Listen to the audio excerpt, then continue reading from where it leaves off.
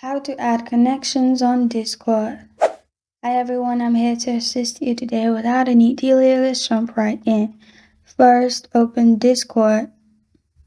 After you've opened Discord, on the bottom left corner of your screen, click on User Settings. After you have clicked on User Settings, you'll find this kind of screen pop up. On the left side, click on Connections. In Connections, you'll find different apps. Click on the arrow, which is View More. Then you'll find more connections to add. Select the one you prefer. I'm simply adding YouTube. Log into your account.